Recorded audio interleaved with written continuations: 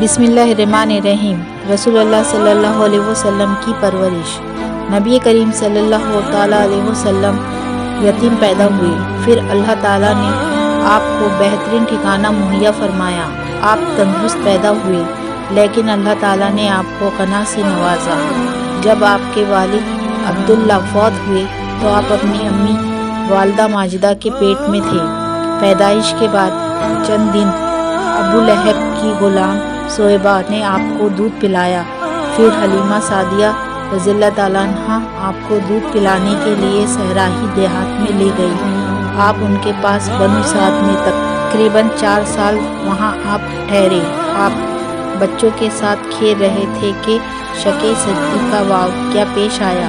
حضرت انس رضی اللہ تعالیٰ عنہ سے روایت ہے کہ رسول اللہ صلی اللہ علیہ وسلم بچوں کے ساتھ کھیل رہے تھے کہ حضرت جبرائیل علیہ السلام آپ کے پاس آئے۔ انہوں نے آپ کو پکڑ کر نیچے لٹا دیا، آپ کا سینہ چاک کیا اور آپ کا دل نکالا، پھر اس میں سے خون کا ایک ٹکڑا سا نکال کر باہر پھینک دیا اور فرمایا یہ آپ کی وجود میں شیطان کا حصہ تھا۔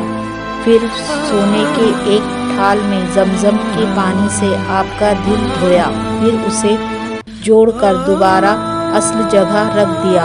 ادھر بچے آپ کی رضائی والدہ کے پاس پہنچے اور کہنے لگے محمد صلی اللہ علیہ وسلم کو قتل کر دیا گیا۔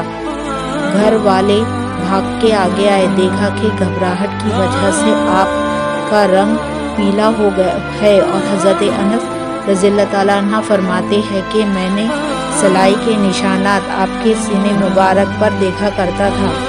اس عجیب و غریب واقعے سے حلیمہ سعدیہ رضی اللہ تعالیٰ عنہ کو طرح طرح کے خدشات ہلاک ہونے لگے۔ اس کے لیے وہ آپ کو اور آپ کی والدہ آمنہ بنت وہب کے پاس آپ کو چھوڑ گئی۔ آپ کی والدہ آپ کو لے کر مدینہ گئی، وہاں پر آپ کے ننیحال سے ملاقات کرا سکی۔ پھر واپس مکہ روانہ ہوئی تو راستے میں مکہ اور مدینہ کے درمیان ابوا کے مقام پر فوت ہو گئی۔ اس وقت آپ رضی اللہ تعالیٰ عنہ کی عمر 6 سال 3 ماہ 10 دن کی تھی۔ والدہ محترمہ کی فوت کے بعد آپ کے دادا عبدالمطلب نے آپ کی پرورش کا ذمہ لیا، لیکن ابھی آپ 8 سال کے ہوئے تھے کہ دادا بھی رخصت ہو گئے۔ وہ آپ کے چچا ابو طالب کو آپ کی پرورش اور حفاظت کا ذمہ سونپ گئے۔ ابو طالب آپ کے والد کے سگے بھائی تھے، انہوں نے آپ کی خوب طرح سے حفاظت اور ذمہ داری لی، اور رسول کریم صلی اللہ تعالیٰ علیہ وسلم کی عمر جب 12 سال کی ہوئی تو آپ نے اپنے چچا محترم کے ساتھ شام کی تجارت میں سفر کیے۔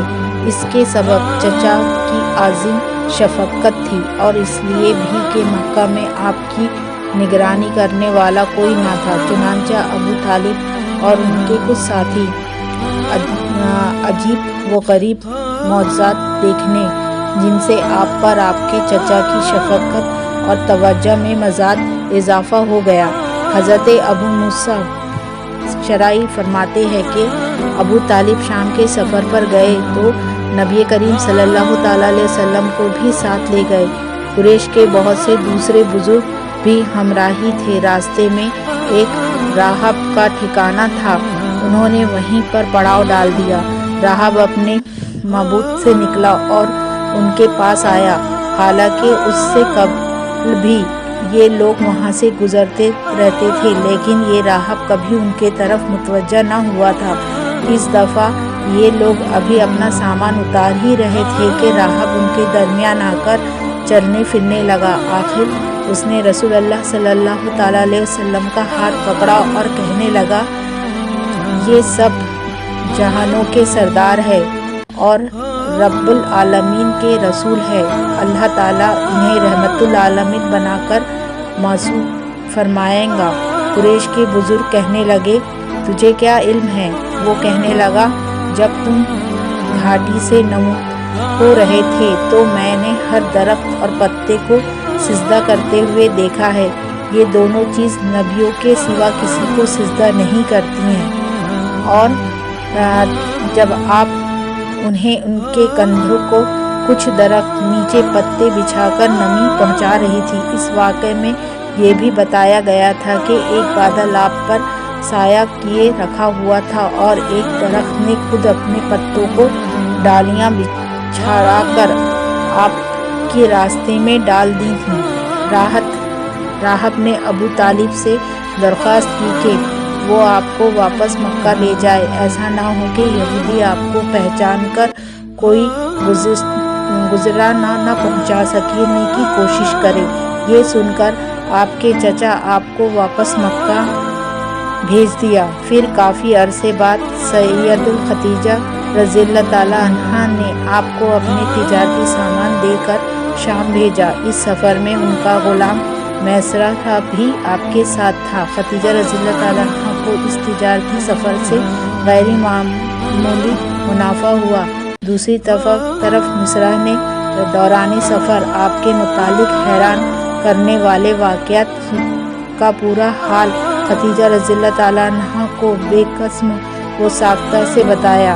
اس طرح ان کے دل میں آپ سے شادی کرنے کی تمنا پیدا ہو گئی تاکہ وہ بھی اس خیر و برکت سے موصوف ہو جو اللہ تعالیٰ نے آپ کو عطا فرمائی تھی، جس کی تصویر بھی کسی انسان کے لیے محال تھا۔ آپ بھی شادی پر رضامند ہو گئے، چنانچہ آپ نے ان سے نکاح کر لیا۔ اس وقت آپ کی عمر 25 سال اور سیدہ خدیجہ رضی اللہ تعالیٰ عنہ کی عمر 40 سال تھی۔ بچپن ہی سے اللہ تعالیٰ نے نبی کریم صلی اللہ تعالیٰ علیہ وسلم کو جہالت کی آلودگی سے محفوظ رکھا۔ آپ نے کبھی کسی بت کی تعظیم نہیں کی اور نہ کبھی کسی تہواروں میں شرکت کی۔ وہ آپ سے اصرار کرتے تو آپ انکار کر دیتے تھے اور آپ ان کے فحش اور کوئی کام میں حصہ نہیں لیتے تھے۔ اللہ کے ساتھ کسی کو شریک نہیں کرتے تھے۔ غیر اللہ کو پکارنا، ناحق قتل کرنا، ظلم و زیادتی کرنا اور دوسروں کا مال ضبط کرنا، یہ سب ان کی نظر میں خراب کام تھا اور اس کی مخالفت کیا کرتے تھے۔ زمانے جہالت میں بیٹیوں کو زندہ دفن کر دینا، فقر یا عیاری کے ڈر سے بچوں کو قتل کر دینا، جوا کھیلنا، شراب پینا قابل فخر سمجھا جاتا تھا۔ اس کا مطلب یہ نہیں کہ جاہلی معاشرے کا ہر فرد بھی جرائم کا ارتکاب کرے۔